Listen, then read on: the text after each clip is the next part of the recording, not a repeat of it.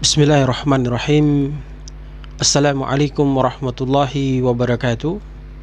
Alhamdulillah wa syukurillah la khalla wa la quwata illa billah.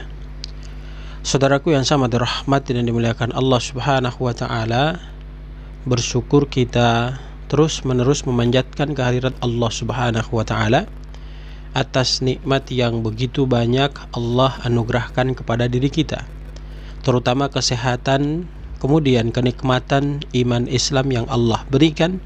Mudah-mudahan dapat kita gunakan untuk semakin membuat kita taat ibadah kepada Allah dan menjauhkan diri kita daripada melakukan kemaksiatan kepada Allah Subhanahu wa taala. Pada kesempatan yang sangat berbahagia ini, pada akhir daripada kajian kita di kesempatan kali ini, saya ingin menyampaikan kepada ayah bunda kaum muslimin muslimat sekalian, pada pertemuan kita di yang terakhir, nasihat terakhir buat kita. Insyaallah nanti kita akan ketemu di beberapa sesi-sesi berikutnya. Ada sebuah hadis yang ingin saya bacakan dan saya terjemahkan kepada kita semua untuk kita pahami, dan kita setelah pahami mudah-mudahan bisa melaksanakan hal tersebut agar kita mendapatkan keberuntungan yang mulia di sisi Allah Subhanahu wa taala. An Abi Hurairah radhiyallahu anhu qala Rasulullah sallallahu alaihi wasallam. Dari Abi Hurairah radhiyallahu anhu, dia berkata, Nabi sallallahu alaihi wasallam bersabda, "Innallaha yarda lakum thalathan." Innallaha, sesungguhnya Allah itu yarda lakum, ya, meridhoi atas kita, salasan, kalau kita mampu melakukan 3 amalan atau 3 perkara. Kemudian wa yakrahu lakum salasan, lalu Allah juga benci kepada kita ketika kita dalam kehidupan ini melakukan 3 perkara juga. Jadi ada 3 perkara yang kalau kita lakukan Allah akan sayang kepada diri kita. Sebaliknya ada 3 perkara yang kalau kita melakukannya maka Allah akan murka kepada diri kita. Kita lihat hadis dari Nabi sallallahu alaihi wasallam, dijelaskan fayarda lakum, maka untuk yang Allah ridhoi kepada kalian, kata Rasul sallallahu alaihi wasallam, anta'buduhu wa la tusyriku bihi syai'an wa tasimu bihablillahi jami'a wala tafarraqu. Jadi ada 3, kita lihat satu-satu.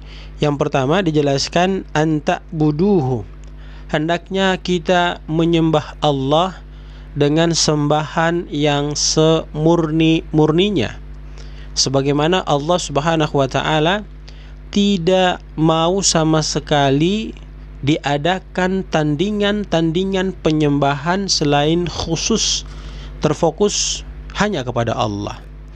Dalam Quran surat Al-Ikhlas Allah telah memberikan keterangan kepada kita. Allah berfirman, a'udzubillahi minasyaitonirrajim, qul huwallahu ahad, Allahus samad, lam yalid wa lam yulad wa lam yakul lahu kufuwan ahad. Qul huwallahu ahad, katakanlah dia Allah yang Maha Esa. Allahus samad, Allah tempat meminta. Lam yalid wa lam yulad, tidak beranak maupun tidak diperanakan.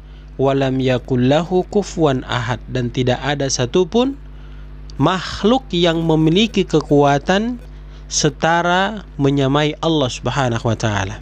Maka dalil ini membuka pemikiran kita bahwa menyembah Allah tidak boleh ada tandingan penyembahan khusus kepada Allah Subhanahu wa taala. Lalu yang kedua, wala tusyriku bihi syai'an. Jangan sekali-kali kita melakukan kesyirikan dalam melakukan penyembahan kepada Allah. Sekali lagi, jangan sekali-kali kita melakukan kesyirikan dalam penyembahan kepada Allah. Kenapa harus demikian? Sebab Nabi sallallahu alaihi wasallam menyampaikan, man mata yusyrik billahi syai'an dakhalan nar. Siapa di antara kita yang melakukan kesyirikan dalam penyembahan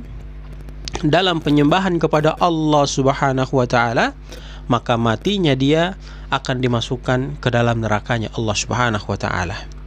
Olehnya itu, hadirin, hati-hati jangan ada tandingan penyembahan kepada Allah Subhanahu wa taala. Jangan melakukan kesyirikan dalam beribadah kepada Allah Subhanahu wa taala. Kemudian terakhir disampaikan wa anta'tasimu bihablillahi jami'a wa la tafarraqu.